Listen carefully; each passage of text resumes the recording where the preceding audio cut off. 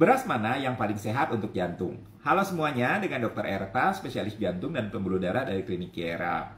Kali ini kita akan membahas salah satu makanan pokok yang jadi sumber perdebatan di banyak meja makan orang Indonesia, beras. Tapi bukan cuma soal nasi putih, kita juga akan bahas teman-teman dekatnya yang sering muncul di dapur-dapur modern. Beras merah, ketan, basmati, hitam, shirataki, sampai pendatang baru sorghum. Apa sih bedanya? Dan yang paling penting, mana yang paling ramah buat jantung kita? Mari kita mulai dari yang paling familiar, beras putih. Nah, ini adalah nasi sejuta umat. Dari warteg sampai restoran bintang 5 ada. Sayangnya, dari segi kesehatan jantung, beras putih itu tergolong tinggi indeks glikemik. Artinya, setelah kita makan, gula darah cepat naik. Kalau dikonsumsi berlebihan, bisa memicu resistensi insulin, naiknya kadar trigliserid, dan dalam jangka panjang, meningkatkan risiko sindrom metabolik. Belum lagi kalau dimakannya itu barengan gorengan dan es teh manis. Jantung langsung pasang mode waspada. Berikutnya adalah beras ketan. Si kecil lengket ini sering muncul di jajanan tradisional dari lemper sampai tape uli. Tapi hati-hati ya, karena meskipun tampilannya itu menggemaskan, beras ketan itu punya indeks glikemik yang lebih tinggi dari beras putih. Karena kadar amilopektinnya itu tinggi, dia jadi cepat dicerna dan membuat lonjakan gula darah yang lebih drastis. Jadi walau rasanya nikmat, konsumsi ketan sebaiknya dibatasin, terutama buat penderita diabetes atau penyakit jantung. Nah, sekarang kita ke beras merah. Ini favorit para pelaku diet. Kandungan seratnya itu lebih tinggi karena kulit ari atau bran itu tidak dibuang. Serat ini membantu memperlambat penyerapan gula, menurunkan kolesterol, dan membuat kita kenyang lebih lama.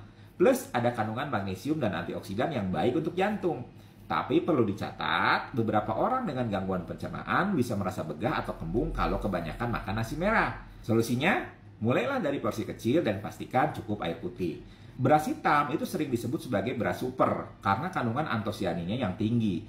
Antosianin itu adalah antioksidan yang juga ditemukan dalam blueberry dan anggur ungu dan telah terbukti membantu pengurangan peradangan serta meningkatkan kesehatan pembuluh darah. Rasanya itu agak mirip kacang-kacangan dan warnanya bikin makanan kelihatan fancy. Tapi harganya itu memang sedikit lebih mahal. Jadi kalau misalnya mau gaya hidup sehat plus estetik, ini cocok banget buat Anda. Beralih ke beras basmati. Nah, ini favoritnya orang India dan Timur Tengah. Butirannya itu lebih panjang, aromanya khas, dan kabar baiknya, indeks glikemiknya itu lebih rendah dibandingkan beras putih biasa. Jadi, bagi yang susah move on dari nasi, tapi ingin mulai memperhatikan gula darah, basmati itu bisa jadi jalan tengah. Asalkan dimasak tanpa lemak jenuh berlebih, bukan dicampur mentega 3 sendok, dan dijadikan nasi biryani setiap hari. Sekarang giliran beras yang sebenarnya bukan beras, shirataki. Ini adalah bahan makanan dari konjak, umbi yang mirip dengan talas. Kandungan kalorinya itu nyaris 0. Tinggi serat glukomanan yang bisa membantu menurunkan kolesterol, bisa mengontrol gula darah, dan menurunkan berat badan. Cocok banget buat yang sedang diet ketat atau penderita diabetes. Tapi kekurangannya, rasanya itu cenderung hambar dan teksturnya agak kenyal. Jadi perlu kreativitas lebih di dapur agar tetap bisa menggugah selera.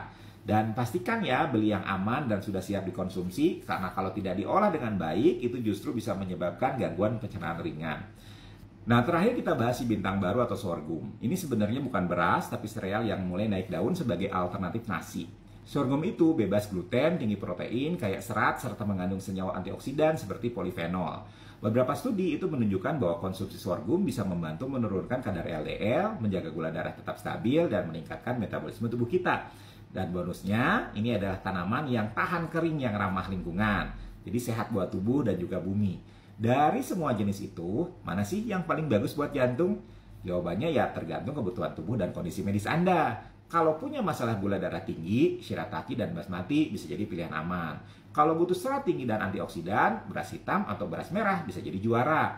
Kalau ingin alternatif yang bebas gluten dan juga ramah buat jantung, sorghum patut dicoba. Tapi ingat, tidak ada satu jenis beras yang sakti mandraguna. Semuanya itu tergantung pola makan secara keseluruhan. Sebagus apapun jenis berasnya, kalau porsinya 2 piring, lauknya rendang lemak tebal, dan makannya sambil duduk nonton drama Korea 3 jam, ya tetap saja jantungnya akan kerja ekstra. Jadi kombinasi itu penting. Karbohidrat, protein, lemak sehat, dan gaya hidup aktif adalah satu paket. Beras hanya sebagian kecil dari puzzle besar gaya hidup sehat. Saya sering bilang ke pasien, bukan nasi yang bikin kita sakit, tapi pola makan dan gaya hidup yang tidak seimbang. Kalau kita bisa mengendalikan porsi, memilih jenis beras yang sesuai kebutuhan, dan rutin bergerak, maka jantung pun akan lebih bahagia.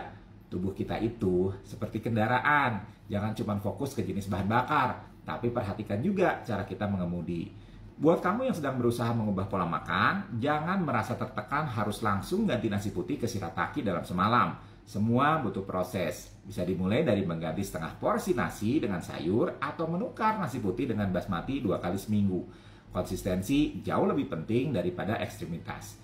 Kalau kamu punya riwayat kolesterol tinggi, hipertensi, atau penyakit jantung, diskusikan dulu dengan dokternya atau ahli gizinya. Jangan sampai niat baik jadi bumerang karena informasi yang setengah-setengah.